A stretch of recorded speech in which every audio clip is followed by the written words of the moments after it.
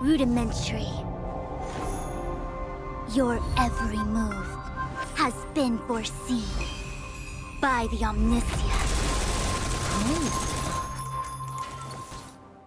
Fuxuan, Divination Commission. Hey guys, it's me, EODGamer here. So that opening meme that I just put together real quick and edited is a feeling that I had when I actually saw Fuxuan's kit in the official live stream.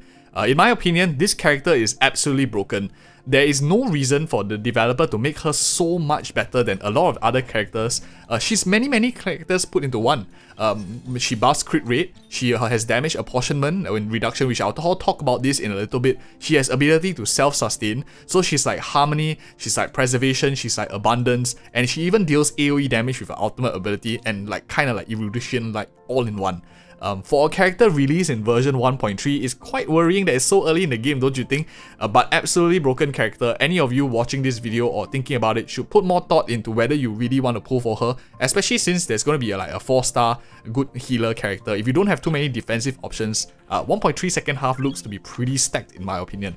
Now let's talk first about Fuxuan's kit, and I'll explain why that is so broken. Now first thing first, the most major part about a kit, there's a lot actually, but I'll keep it simple first. Let's talk about the easiest one to explain, the damage apportionment, or maybe the bit more complicated one, but it's easy to understand why it's broken. So every character has a certain HP that is their threshold max HP. Characters that are squishier, like she's not geared, but basically characters that are squishier like maybe Pella, 2k, here's a geared Yukong, 3k, a DPS about 3k, much less HP than a defensive character like maybe Luota, 4.9k. Yeah, I have my Fire MC here is not fully geared, but as you can see, it's like already slightly more HP. And Jett, who is like not very well geared, is also at a much higher HP.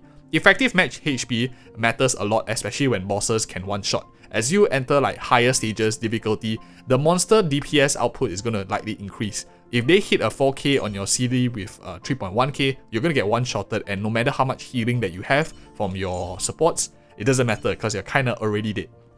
So that is one reason why shielders are super good. They basically increase this threshold by giving you this additional shield that takes their stats and slaps it on your character. So eventually, effectively, you are utilizing their huge defensive pool in Jett's case to increase your max HP and not get one-shotted. That is like the big case for shielders in general. There is a significant advantage to healers.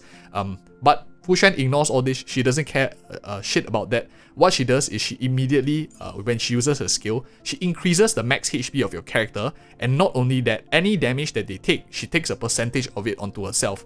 What this means is effectively, you are increasing the max HP of your team members double, because one, the skill already increases max HP on its own, based on its ability, and also any damage you take is taken out, so you can basically soak a lot of damage and in an AoE fashion, and all goes to one single character like Fuxuan. This is Fuxuan, of course, is also able to provide damage reduction in her passive ability. The numbers weren't specified, but I'm pretty sure it's pretty significant, not like just 8% or 10%, probably maybe even more. And if that's the case, it also would stack with stuff like Landau's Choice. It also will stack with stuff like Day 1 of My New Life, damage reduction for the entire team. It's also a pretty good idea as well. I think it's super good. With damage reduction for the entire team, you kind of become like a pseudo Fire MC in that sense. Because she also gives a bit of damage reduction for team, together with Day 1 of My New Life. And the best part about damage apportionment is you don't have to land any taunting. So the reason why like Fire MC is strong is because of the guaranteed aggro draw. Jett has increased aggro draw, which is a little bit unreliable at times, but with apportionment, I don't care who you hit. As long as you are hitting someone, I'm taking a part of that damage, and if you're hitting the tank, even better, because then I'll get even less damage on the side. What this means is you don't even have to care about effect hit rate, you don't even have to care about enemy effect rest, you apportion every single one of them, you save up a lot of stats, you prevent the game from power creeping you by enemies gaining effect resistance, and you don't even care about RNG because you don't even care about the increased aggro. As long as they hit, you apportion that damage. Absolutely ridiculous in a sense. If you go to higher levels of turn-based games and if you ever play competitively, one of the biggest killers is RNG. You can see in like Pokemon, your sand attack or something missing halfway. It does kill runs even at the highest level, and most turn-based good players will know that RNG is always the death of a good player because you always have this chance of going wrong in a sense. So Fuxuan does away with all of that, makes your runs a lot more consistent as well. And that is only one part of her kit. Really insane just to hear it out loud. The second part, of course, is the more harmony aspect, and this is the more muted aspect, where she increases crit rate for your entire team just by using her skill, the one that gives apportionment. It's kind of ridiculous that a defensive character can also give crit rate, which arguably is super important and is probably even better than crit damage for a lot of sense.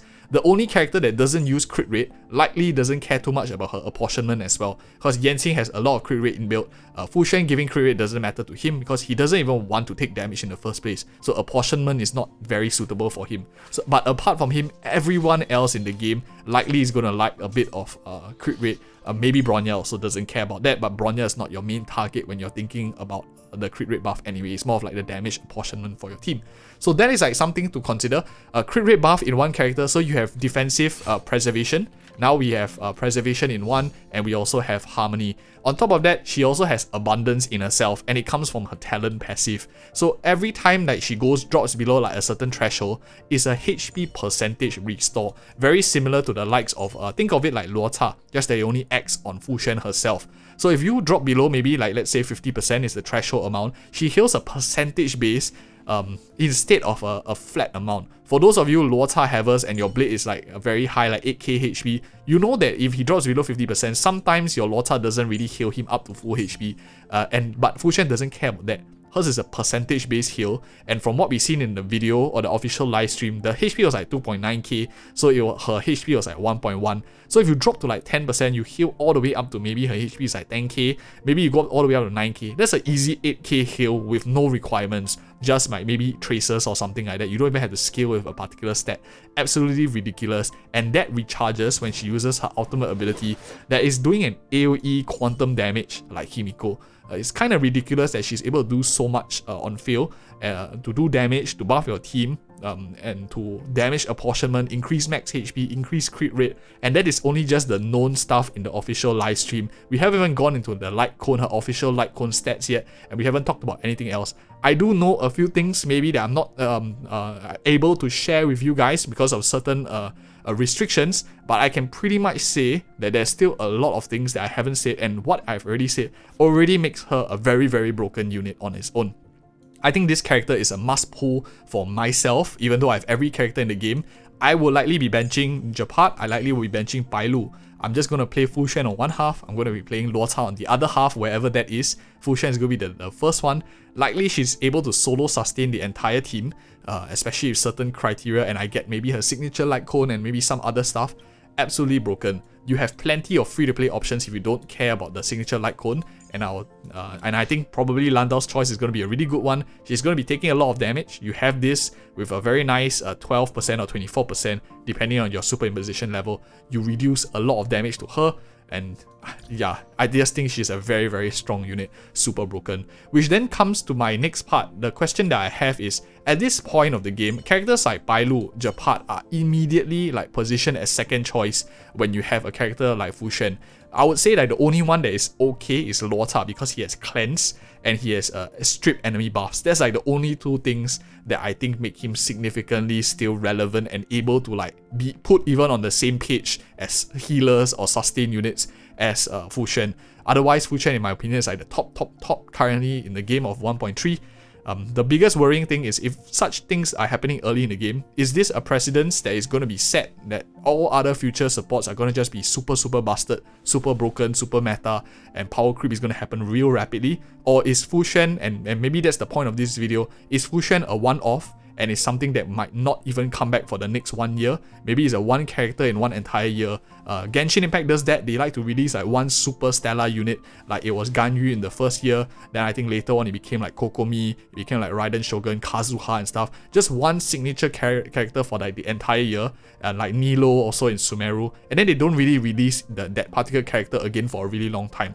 My thought is Fuxuan might be this character that they are releasing. I don't think they're going to go down the path of like power creeping every character. At least from what we see so far, the DPSs seem kind of competitive, but this Fuxuan is really kind of odd. Very weirdly stronger than the other characters we have in the game. A bit sus in my opinion, but if it's sus and we can benefit from it by knowing this knowledge that I'm sharing with you guys as well, leave a comment if you think any other information and maybe some stuff that we are not mentioning in this video I'll be happy to see and read it as well. I just do think she's an absolutely broken character.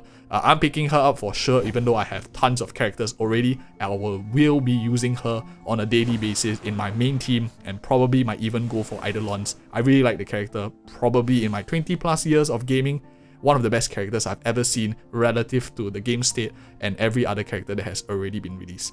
Those are my honest thoughts.